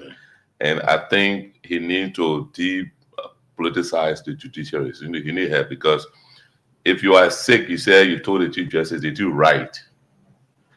Did you write? Everything you say, I told the Chief Justice, did you write? In my entity, they say, don't say it, write it. Write it. No, I think he wrote. He wrote. No. Okay, let's hear from you. So The Chief Justice is your professor. Yes. So you are coming to promote the professor. Why? No, but I was read on this radio and I beat on my professor, if you can recall, when I think happened with you and Justice Yemi, right? Then you are not beating on him, you're promoting him. No. The reason for that, I have a first-hand knowledge. No, I have a first-hand knowledge of this whole matter because I have spoken to him from the classroom to know his side of the story. Okay. Now, let's start with the issue of the assignment first. Under the Judiciary Law, Section 2.8, the Chief Justice of the Republic of Liberia has the right to assign or reassign judges anywhere within the Republic of Liberia for the fair access to justice. Now, if you are a sitting judge and you say you're sick, right? This judge who's putting this thing forth, he's 69 years old. He will be retired next year, April. If you say you're sick, the best thing to do is to request for leave, medical leave. He never requested for medical leave. He still wants to be on the job and then decide where he wants to be. And you can't do that. That is just disingenuous to other people. Now, if you feel that you just took operations, the best that you have done, write the Chief Justice, Your Honor, I've just underwent operations. I don't think I'll be able to serve as a judge now. Can you please grant me 2 to 3 months of leave of court? You think He didn't do that. Let me tell you what he did. You think he didn't write? He didn't write. A password that his letter could be read tomorrow. No, Chief. All right. I'm telling you, he didn't write. Let me tell you what he did. In case we brought a letter that he wrote. Wait. No, Give me a chance. asking a question. It depends when he wrote the. It depends when he wrote the. I'll give you first-hand information. Chief, he could read that today and back it. I want to give you first-hand information. Okay, go ahead. So his sister worked within the judiciary in the accounting division. She took upon herself to go to meet the Chief Justice and met the Chief of Office staff on his behalf, and met the Chief of Office staff of the Chief Justice. Say, I came to talk to the boss man on my brother's behalf that he's now well. So the Chief of Office staff went to the Chief Justice and informed him.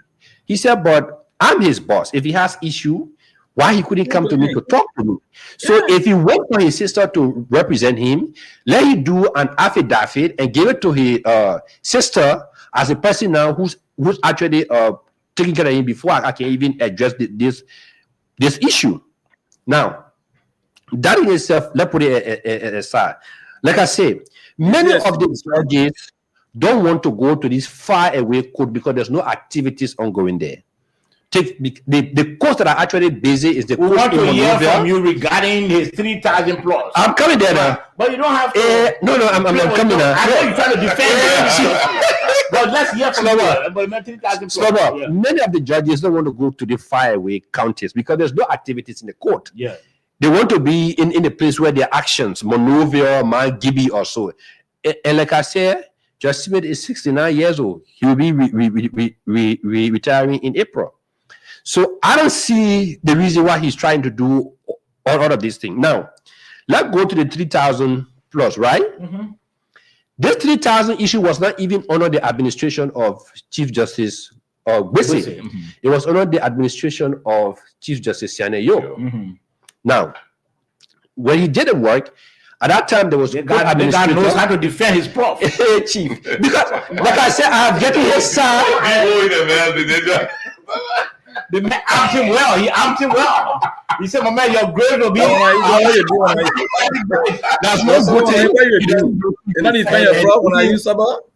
Even in our school, even in the law school, they done our exam, our name around the paper. They give us exam numbers. Tell us about it. I want to open. All right. Tell us about it. Yes. So, on Chief Justice Young, it was when he did this particular job. Now, he didn't get the payment at that time. Okay. Because of the same issue. Now, when Justice Bisse took over, he went to Justice Bisse and said, "I've spent this money to do work on the court." He said, "Okay, that's excellent. We actually employ that. But I cannot write you a government of Liberia money on a check because you just come to me and say you have done this work. I need to see proof. I need to see document authorizing you to do this work. He said, look, even if you don't have the document, go to the people who was running the court, let them do an attestation, and you bring it based on that, we'll be able to pay you. But you don't expect me to just go and write you a check. What if other judges come tomorrow from the other county and say, I have done work? It means that I'm setting a precedent that could create serious issue to tomorrow for audit purpose, because when it comes to audit, you may not be here. We have to account for these monies. Okay. So this is where this whole issue we is. hear the Chief Justice side. So it means that we're still going to do our due diligence. Yeah, to ask the judge for the communication that he wrote the Chief Justice, and also bring the receipts. To bring documentary evidence so that he can be able to get his money. Wanting to get his money. 0778-460-793. Let's just take a few calls. 0778-460-793. Again, 0778-460-793. Or better still, 0886-050507. 0886-050507. That's the number to call, and you are live. Again, 0778-460-793. 0778-460-793 or 0886-050507. 0886-050507. Let's take this first caller quickly. Good evening. I'm okay, sir. Okay.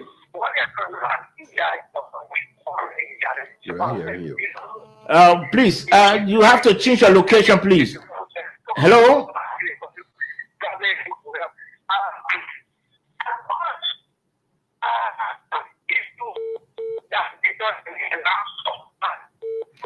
This line, hello? The line is not, we're not hearing him well, man. Let's take this other call on the line. Good evening. Yeah. Yes, hello? Yeah. Hello? Hello, how you doing? Yes, go ahead quickly. Okay, my name is Mohammed Azalete. I'm on the issue of the judge, the brother either said it or sell it off. The judge was right to say go and write. Even if this issue was passed through the proper channel, even if we did it through the proper channel, say judge can I get release budget to you, because every budget is countable. So the judge can release a budget to you. The judge is right to say go and write and defend the amount you spend or whatever you spend. Go and write so that I can release the money to you, so that they don't see anything. And then when it comes to examine, many of them don't want to work because they see there's no activity there. So they come up with some excuses. And so if you refuse, then who the measure?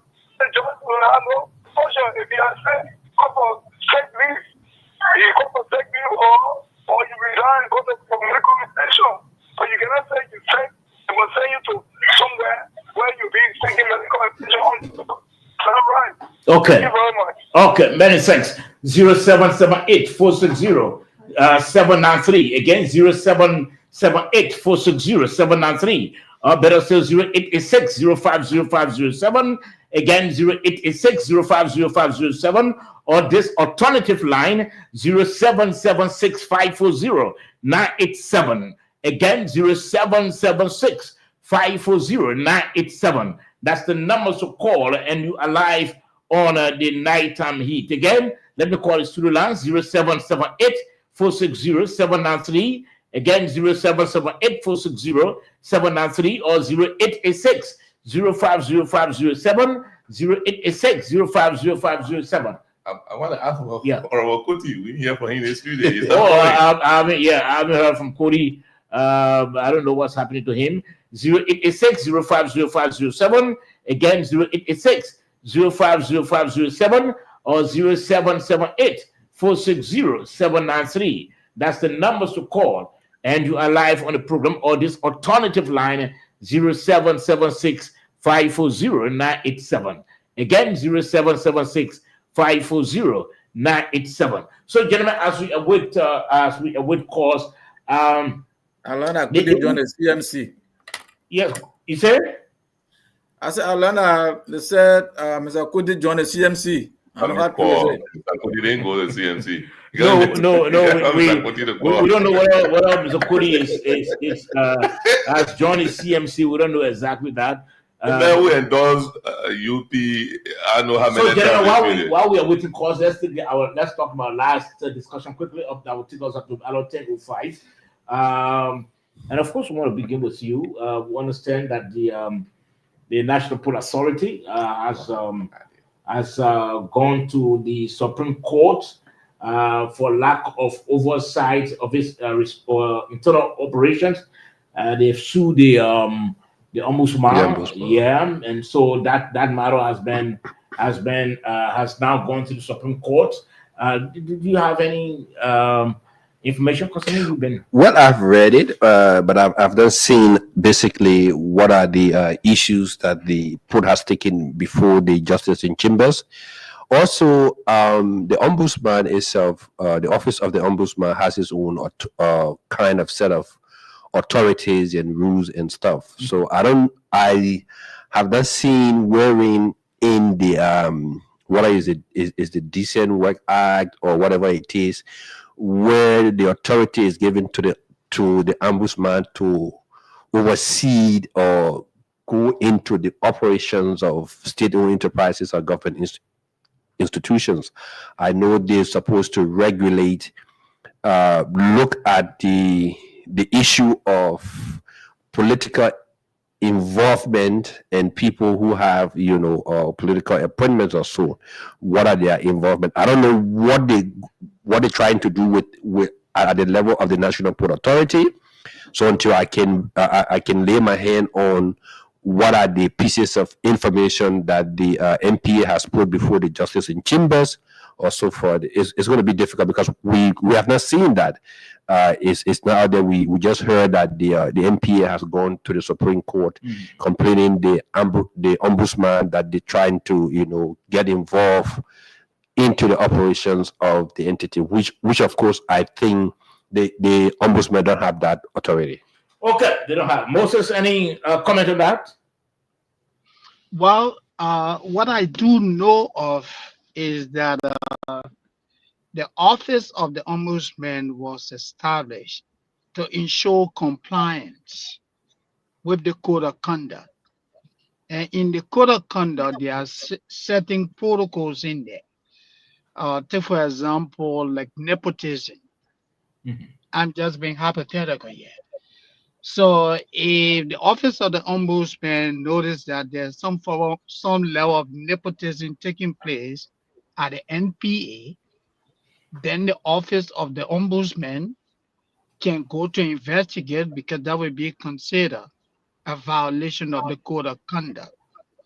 And if the office of the ombudsman also noticed that, hey, at the NPA, you have government employees, you have political employees, political appointees who are engaging in political activities, and that seems to be contrary to what the code says, then the office of the ombudsman can go to investigate.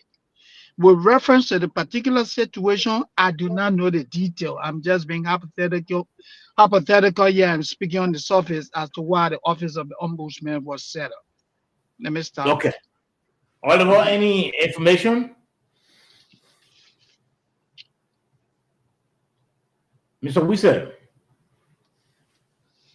Okay, Oliver. Yes, Sabbath. Also, the office of the ombudsman was set up to promote accountability, transparency, and integrity in public service.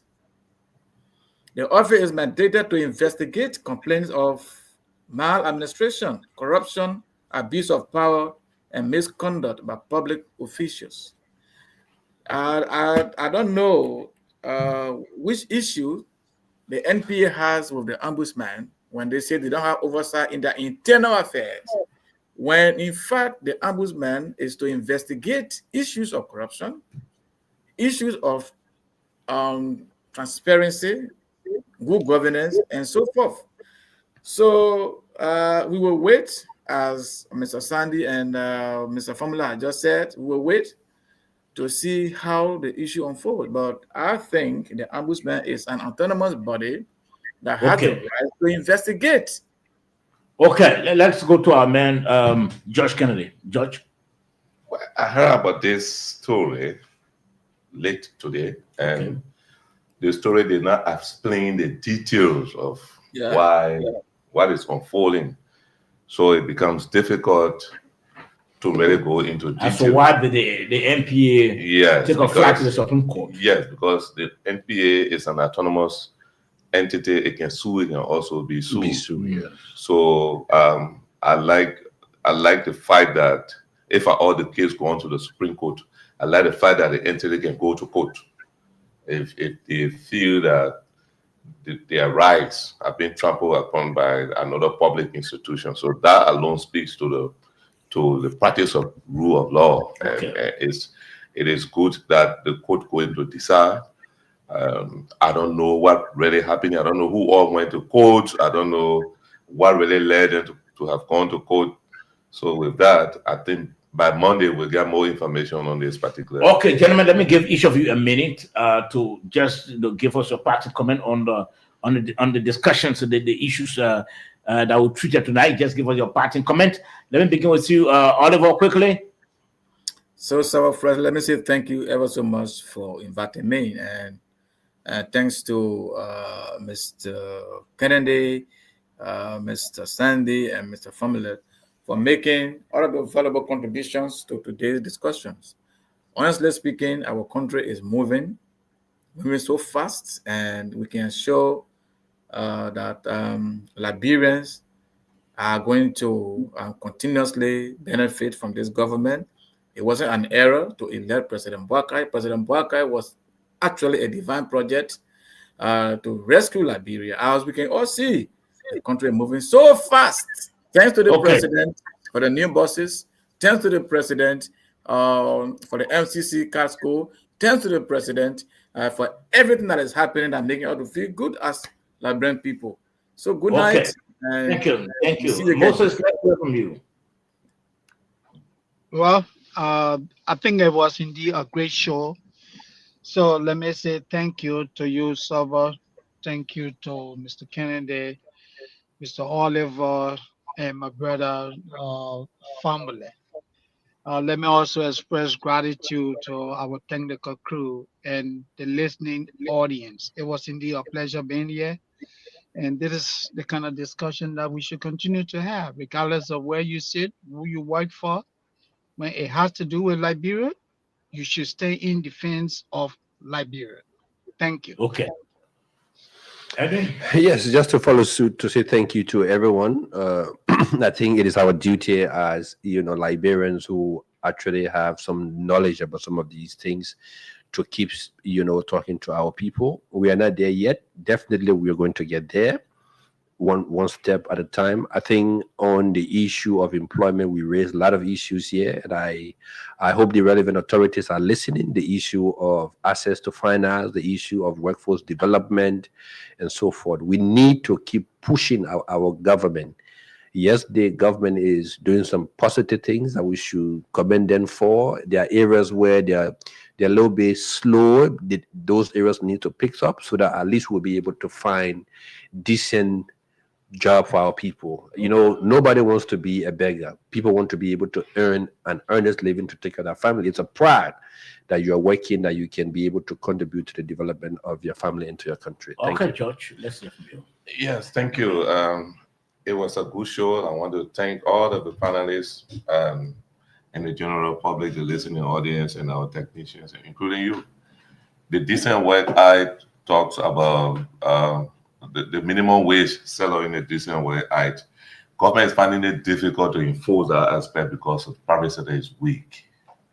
To see the weak private sector and wanting to enforce such law on them. In fact, we made more businesses with us. So we are calling on the government to take what we discussed here seriously, to actually focus on the private sector and see that and make sure that the private sector is vibrant. You cannot be telling someone to pay somebody this wage when the person cannot even manage their own business. So it's important for us to do that. On the overall, the government is performing very well. We don't like to praise too much because we don't want people to rest on their laurels. We want to gain more, so we come sometimes will be tough. The essence of being tough is to call your attention to other sectors so that you can be able to work there to benefit the general public in the economy. Thank you. Okay, so before we go, gentlemen, let me just reference some of our viewers. Henry T. Toll Jr., he said he's been watching from Corwell. Finishers Ginobai, he didn't say from where. Tenen Loman, didn't say from where. Ophelia S. Joseph, he's been watching from home. Amos Wild from West Chester. Victor Molba from Freeport. Ibrahim B. Kroma, he said he's been watching from Iron Factory. Gloria Bolu passed away from the USA. We can call all.